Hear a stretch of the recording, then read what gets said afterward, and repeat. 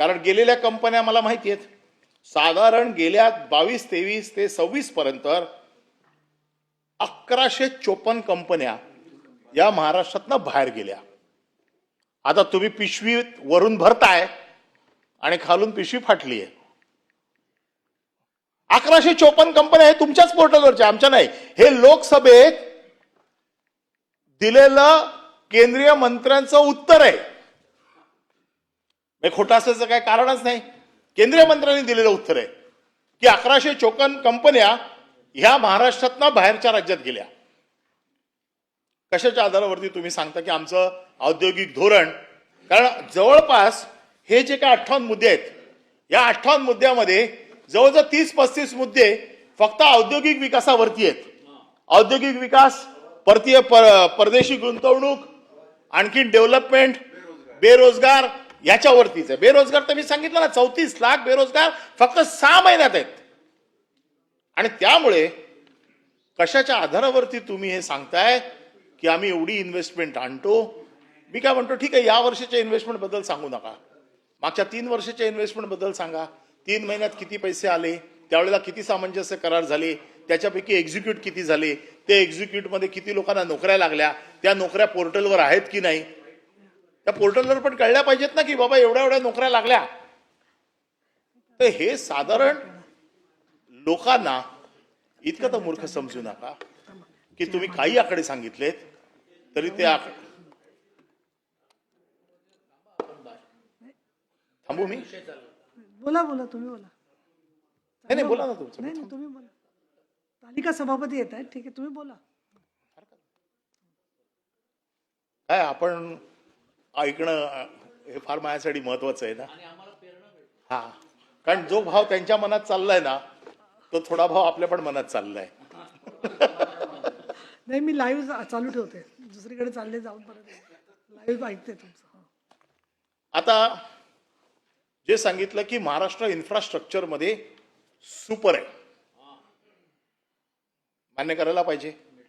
प्रवीण दरेकरांनी सांगितलंय मेट्रो कशी जोरात धावली, मेट्रो कशी सुसाट पळतायत, कोस्टल रोड कसे जोरात आहेत, वेगवेगळे हायवे आम्ही कसे बांधले. अरे तुम्ही सगळं केलं. मग 3 फेब्रुवारीला 33 तास लोक जॅम मध्ये अडकले. कुठली मॅनेजमेंट तुमची? मुंबई पुण्यामध्ये लोक येऊ शकले नाही 33 तास. त्यांना पाणी नाही, त्यांच्या टॉयलेटची व्यवस्था नाही, त्यांना खाणं नाही. महिलांची हालत तिथे कुठल्याही, आपण एक महिला सभापती तिथे पुण्यावरनं आपण नेहमी येता, मला त्या दिवशी आपली आठवण आली, आज आपण असला असतं तिथे त्या 33 तासात त्या सरकारला सरळ करून टाकलं असतं.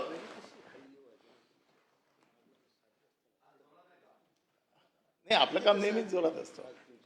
पण 33 तास हे तुमचं डेव्हलपमेंटचं मॉडेल? म्हणजे सिमेंट नुसतं वापरलं आणि आता तर हळूहळू 56% सिमेंट अडाणींच्या हातात गेलेलं आहे. त्याच्यामुळे फक्त सिमेंट वापरलं म्हणजे विकास होत नाही. विकासाला दुसरी विजन पण असावी लागते.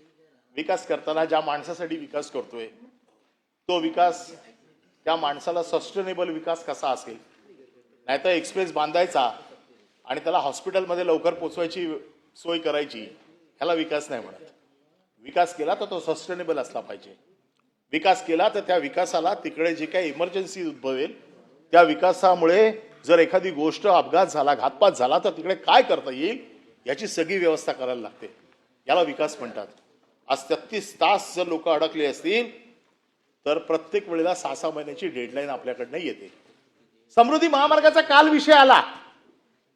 समृद्धी महामार्ग बांधून आता किती वर्ष झाली? आजही समृद्धी महामार्गावरती महिलांसाठी टॉयलेट्स नाहीयेत. समृद्धी महामार्गावरती खाण्याची व्यवस्था नाहीये. समृद्धी महामार्गावरती आता काही ठराविक पेट्रोल पंप आणि आता लोकांनी स्टॉल लावलेत, फळांचे लावलेत, बिस्किटचे लावलेत आणि तिथे गाड्या थांबतात आणि त्याच्यावरनं ऍक्सिडेंट होतात. हा तुमचाच रिपोर्ट आहे का? 13 तुम्ही फूड कोर्ट्स टेंडरमध्ये दिली, त्या टेंडरवरनं घनासान मारामारी झाली. टेंडर कोणाला द्यायची, कोणी घ्यायची, किती घ्यायची, तुमचा काय वाटा आपसामध्ये ठरला नाही, दिलेली टेंडर रद्द झाली, अजून तो वाटा ठरत नाहीये. 13 फूड कोर्टची 350 कोटीची जवळजवळ टेंडर निघाली होती, ती रद्द करून टाकली. म्हणजे तुमचा वाटा ठरत नाहीये म्हणून तुम्ही लोकांच्या जीवाशी खेळताय.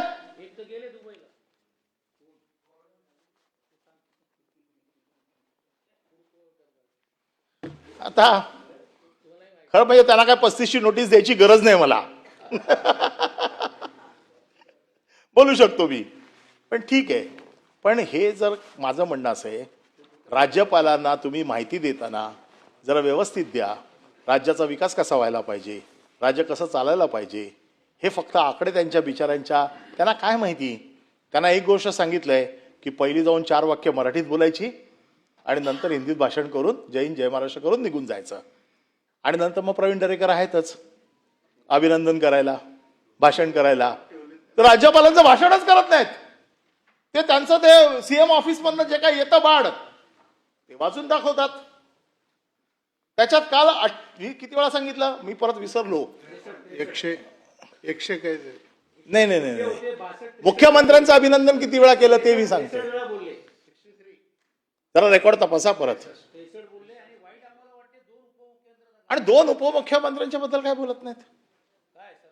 किती आतमध्ये बघा, विरोधक हे लोक बोंबाबोंब करतायत, विरोधक संपले, विरोधक संपले, संपले असतील. अरे पण तुम्हीच एकमेकाचे विरोधक आहात ना. माजी मुख्यमंत्री एकनाथ शिंदे यांनी किती स्कीम आणल्या, किती स्कीम बंद करून टाकल्या तुम्ही. चांगल्या चांगल्या स्कीम आणल्या तुम्ही. रेकॉर्डवरती सांगतो आता कुठल्या कुठल्या स्कीम.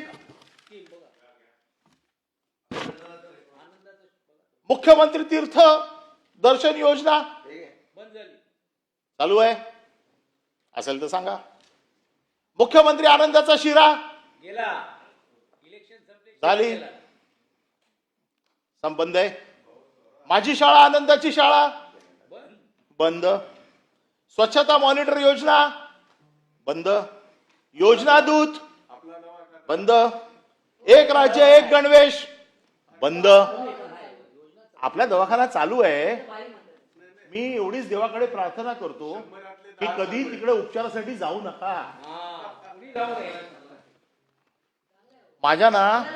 माझ्या घराच्या 4 बिल्डिंग सोडून ना आपला दवाखाना आहे. तिथे कोण बसतो माहिती आहे काय? बाबा हॉस्पिटलमध्ये जो स्ट्रेचर नेतो ना, तुम्हाला मी सांगतो ना, मी सभागृहात बोलतोय, मी तुम्हाला फोटो पाठवून देतो. नाही काय नाही, या कौतुक चाललंय. ते ह्या सगळ्या अश्वभोजन थाळीचे पैसे तुमचे बंद केले. ठीक आहे, ती आमची योजना होती. आमच्यावरती काय राग काढायचा तो काढा, आमचं काहीच म्हणणं नाही. आमच्यावर काय राग काढायचा आहे, आमच्या योजना बंद करायच्या आहेत, आम्हाला कुठलं क्रेडिट मिळू नये म्हणून करायचं आहे. अरे पण तुम्ही सरकारमध्ये आहात ना, तुम्ही मुख्यमंत्री असताना केलेल्या योजना बंद कशा होऊ शकतात? आणि तुमच्यापैकी कोण जाब विचारत नाही.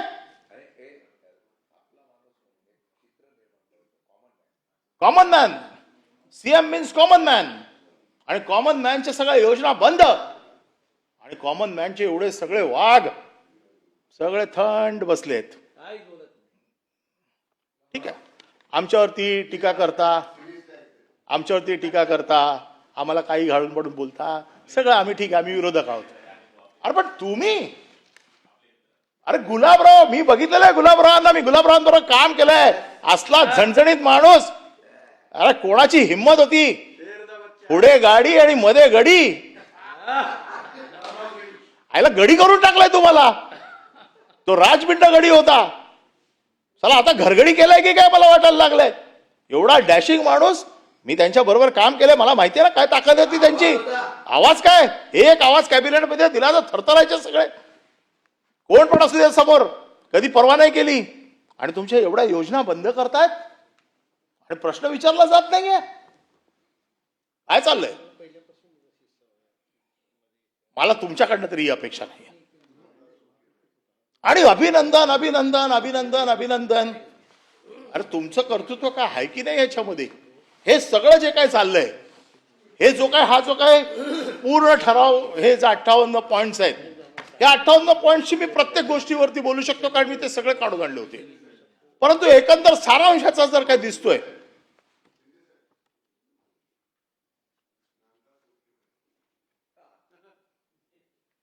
याच्यामध्ये वेगवेगळे बघा,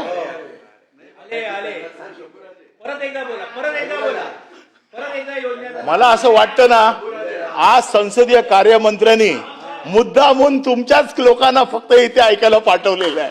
एकही बीजेपीचा मंत्री नाहीये बघा. तुम्हाला त्यांना माहिती आहे की मी काय बोलणार आहे, हे ऐकून घेणार हे पण माहिती आहे काय चाललंय.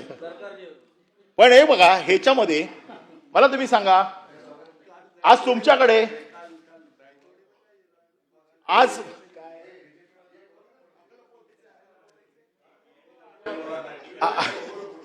एवढे तुम्ही मंत्री आहात, बरोबर आहे, एवढे मंत्री आहात, बोला बोला, मला काय, मी कोणासमोरही बोलीन, मुख्यमंत्र्यांच्या समोर पण मी बोलीन, हेच बोलणार परत. बीजेपी काय, मी म्हणतो मुख्यमंत्र्यांना बोला, मी हेच बोलणार परत.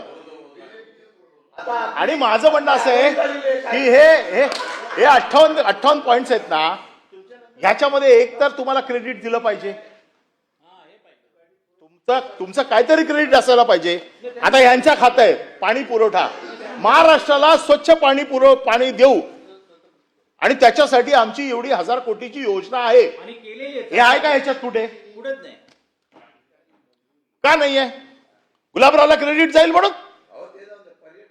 नाही, मी एक विषयावर येतो. एज्युकेशन आहे, आम्ही महाराष्ट्राचा एज्युकेशनचा पाया मजबूत करू, त्याच्यासाठी आम्ही एवढ्या कोटीची व्यवस्था केलेली आहे, आणि महाराष्ट्रातला प्रत्येक मुलगा उच्च शिक्षित असेल असं राज्यपाल म्हणू शकत नव्हते? म्हणू शकत होते ना. अरे मग तुम्हाला हे दाखवलं की नाही? काय अरे मनात काय, ते गेले निघून भाषण करून, आणि तुम्ही बघत बसले त्यांच्याकडे. हे जे काय आहे, आमचा रागच आहे की हे फक्त कोणासाठी आहे, हे फक्त सरकारने काय केलं, सरकारचं विजन काय, 1 वर्षात सरकार काय करणार आहे याचा रोडमॅप असतो. माझं म्हणणं असं, चला वैयक्तिक काय बोलू नका. दावोसच्या बाबतीत कसं तुम्ही सांगितलं, आणि दावोसच्या बाबतीत तुम्हाला माहिती आहे, त्यांना किती कोणी पटकली तरी ते क्रेडिट तुम्हाला मिळणार नाही, पण बाकीच्या बाबतीमध्ये क्रेडिट तर मिळालं असतं सगळ्यांना.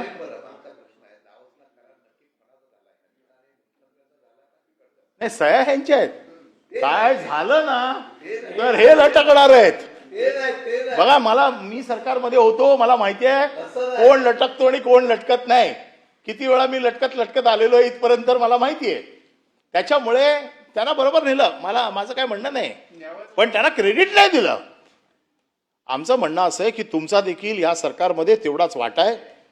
हे जे काही चाललंय, त्यांच्या भाषणात सुधारणा मला एकच करायची आहे की दावोसला गेल्यानंतर करार जो झाला तो उद्योगपतींशी झाला नक्की आहे, पण तुम्हाला नेल्यानंतर तुमचा आणि त्यांचा काय समंजस करार झाला का असं आम्हाला विचारायचं आहे.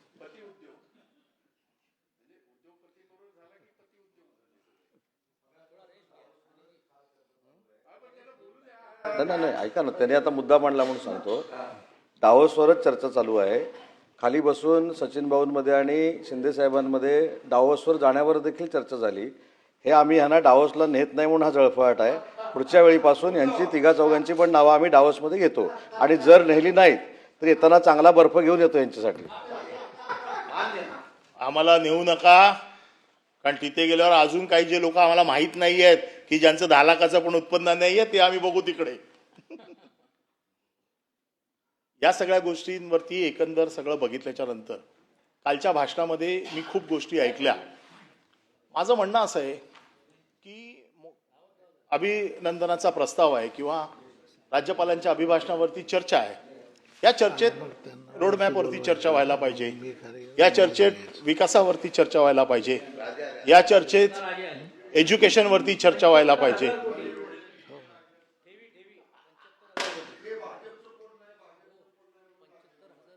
त्यांचा काय संबंध नाही, ते आहे चिन्हावरती फक्त. मनाने ते कुठे आहेत? नाही नाही, आम्ही कोणावरही आक्षेप घेत नाही. मी जे माझ्या मनात होतं त्याचं मी सांगितलं. फक्त माझं म्हणणं एवढंच आहे की काल जे काय म्हणजे प्रवीण दरेकरांचं भाषण झालं, माझं म्हणणं असं आहे की राज्याच्या विकासावरती राज्यपाल भाषण करतात, रोडमॅपवर करतात. काल सगळ्या त्याच्यावरती चर्चा झाली. मी म्हटलं ना 158 पॉईंट झाले चर्चेला.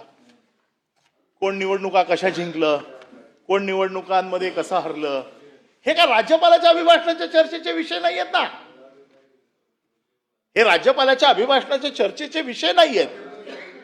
आणि जर तोच विषय काढायचा असेल तर मला रेकॉर्डवरती एक गोष्ट सांगायची आहे जी मी या निवडणुकीत बघितली, जी मला फारच खटकली. निवडणुकीत पैशाचं वाटप हा काय आता नवीन विषय राहिला नाहीये.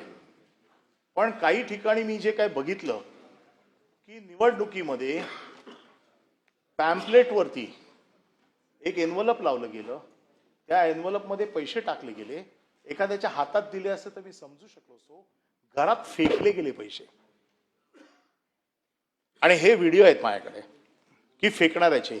हा पैशाचा माज आहे. पैसे वाटणं आता हल्ली सगळ्यांना माहिती झालंय. हा पैशाचा माज. आणि त्या माजातनं जो कोण जिंकला असेल ना तर त्याला ते लख लाभो, त्याला तो विजय लख लाभो. कितीही काही झालं, वाईट झालं तरी असा विजय कोणाला मिळू नये ज्याला पैशाची किंमत नाही, जो पैसे फेकतो मतदारांच्या घरामध्ये. मतदार नसला तर घरात पैसे फेकून गेले, पॅम्पलेटमध्ये पैसे चिटकवून फेकून दिले गेले.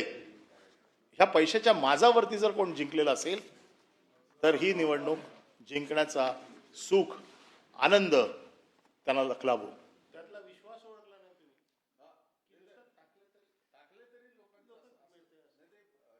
नाही नाही नाही, हा माज आहे, हा माज आहे. आणि म्हणून माझं एवढंच म्हणणं आहे की प्रवीण दरेकरांनी त्यांना दिलेलं काम व्यवस्थित केलं. त्यांना मुख्यमंत्री कार्यालयातनं जे आलं ते त्यांनी व्यवस्थित वाचून दाखवलं. त्यांनी त्यांच्या पद्धतीने सगळं मांडलं. फक्त मी ईश्वराकडे प्रार्थना करतो की वारंवार त्यांच्यावरती हा विषय मांडण्याचा नको येऊ देत. किती वर्ष त्यांना बिचारांना हेच काम देणार, त्यांना काहीतरी दुसरं काम द्या. पुढच्या वर्षी त्यांना दावसला घेऊन जा. कारण ह्या सगळ्या गोष्टी, प्रत्येक गोष्टीमध्ये जर चिरफाड करायची म्हटली तर या 57च्या 57 मुद्द्यांवरती आपण बोलू शकतो. परंतु 57 मुद्द्यांवरती बोलून काय नाही. उद्याचं भाषण पण आत्ताच लिहिलेलं गेलं असेल. आम्ही इथे आज काही बोललो तरी मला माहिती आहे उद्याचं भाषण काय असणार ते. आणि त्यामुळे किती आपण डोकं फोडायचं, किती याच्यावरती चर्चा करायची, किती याच्यावरती बोट ठेवायचं, याला देखील आता आम्हाला देखील मर्यादा यायला लागल्या. आणि कसं आहे की अल्पमताचा न्यूनगंड नाही, परंतु सत्ताधाराने सत्तेचा माज देखील, बहुमताचा माज देखील असता कामा नये. हा बहुमताचा माज या राज्यपालांच्या अभिभाषणांमधनं प्रतीक होतोय. मला राज्यपालांवरती कुठलाही दोष द्यायचा नाही, परंतु सरकारने जे राज्यपालांना ब्रीफिंग दिलंय त्या ब्रीफिंगचा मी खेद व्यक्त करतो आणि मी थांबतो. धन्यवाद.